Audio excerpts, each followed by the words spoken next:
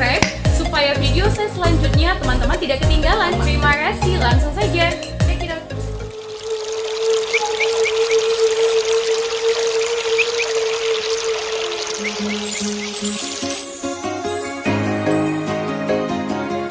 Alkisah teman. Di negeri Urat Pulau Samosir, berbahagialah Tuan Sipalat dengan istri junjungan jiwanya, si Boru Sangkar Sodalahi, asal klan Manurung, penguasa pegunungan Sibisa di kaki gunung Simanuk-Manuk. Ya, Tuan Sipalat dan istrinya bermukim di Suhut Nihuta.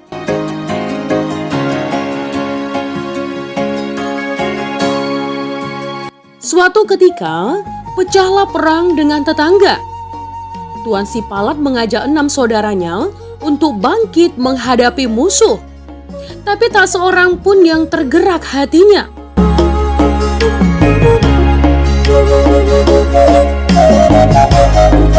Tuan Sipalat maju menggempur lawan sendirian. Ia kalah, ditawan, kepalanya dipancung, dan oleh panglima dari suku pemenang, sebagai penghinaan tiada tara, kepalanya ditanam, dijadikan alas tangga batu menuju rumahnya.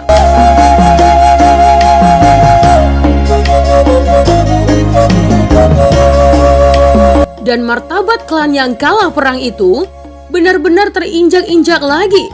Ya, ketika si Boru Sangkar Sodalahi membuat geger marga membuat malu negeri. Bayangkan teman, dia main mata, bercumbu rayu, dan kawin pula dengan kepala suku yang memenggal kepala suaminya.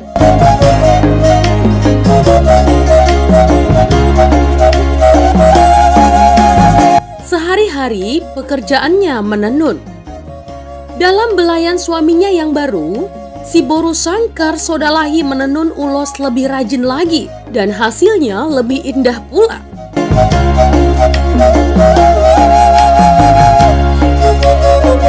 Disuruhnyalah suami barunya itu membuatkan bahan pewarna yang lebih bermutu, yang dibuat dari ramuan alam, sehingga suaminya itu sibuk sampai malam.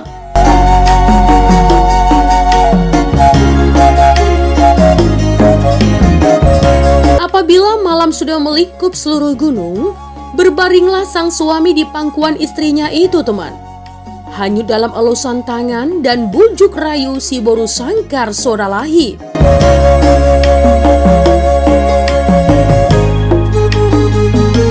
Suatu malam penghabisan, dalam belayan dan kata-kata yang menenteramkan hati, yang dibisikkan si Boru Sangkar Sodalahi kepada sang suami yang dengan manja merebahkan kepala di pangkuan si istri. Maka sang suami, karena lelahnya bekerja seharian, langsung tertidur lelap dan mendengkur.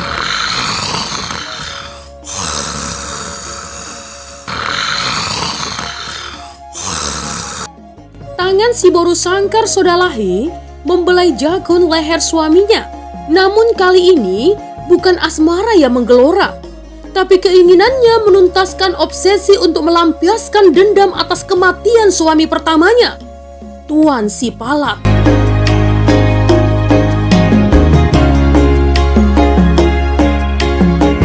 Terkesiap darahnya teman. Dia menoleh ke kiri dan ke kanan, seraya diam-diam menyisipkan tangan ke bawah tikar. Dari situ dihunusnya sebilah pedang. Cahaya samar pelita terpantul di mata senjata itu teman. Dengan dendam yang ingin ia tuntaskan, dan secepat kilat ditebaskannya pedang itu ke kepala suaminya, dan kepala lelaki itu terpelanting, menggelinding, dan darah bersimbah di peraduan di mana cinta kepura-puraan baru saja berlalu.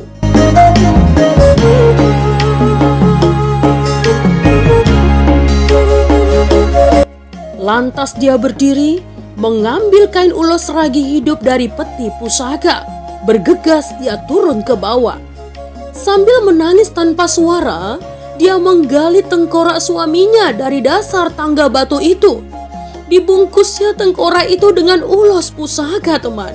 Dia naik lagi ke rumah, diambilnya tikar bernoda, dengan perasaan jijik dibalutnya kepala dari musuh suaminya. Dan dia berangkat menuju Suhut Nihuta, pusat marga suaminya yang pertama.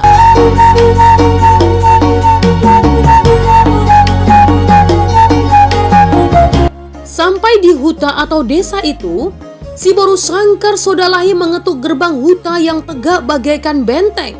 Kepada penjaga dia mengatakan dia datang untuk menyerahkan sesuatu. Kedua penjaga yang mengenalnya kontan meninggi suaranya mengusirnya dengan kasar.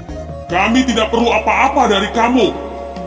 Tunggu kami pada waktunya ke tempatmu, mengambil apa yang kami perlukan, kepalamu dan kepala suamimu itu.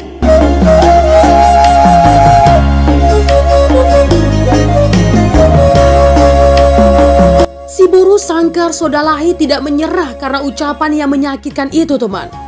Niatnya tak tergoyahkan. Lalu kepada penjaga dia mengatakan dia harus bertemu dengan kepala marga. Dan percayalah bahwa dia tidak akan pergi sebelum diizinkan masuk.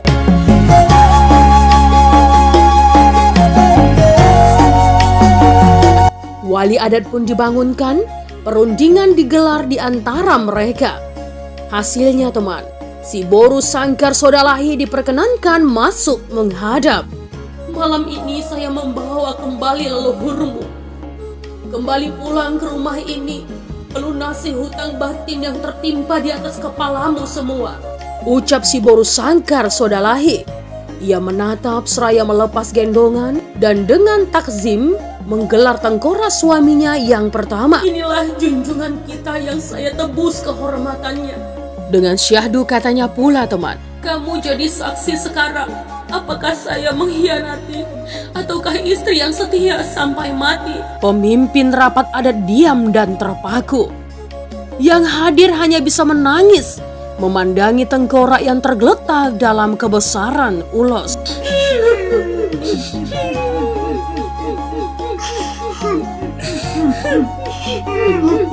Selang beberapa lama, dilaksanakanlah upacara adat untuk membersihkan nama perempuan yang gagah berani menerjang langit itu, teman.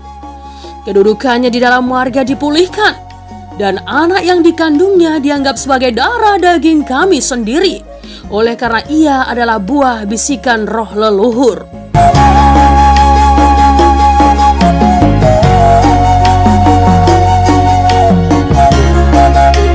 Maka lahirlah seorang anak laki-laki dan diberi nama Si Marsaitan, yang salah seorang keturunannya kelak dikenal sebagai sastrawan besar dunia dari tanah Batak, Sitor Situmora.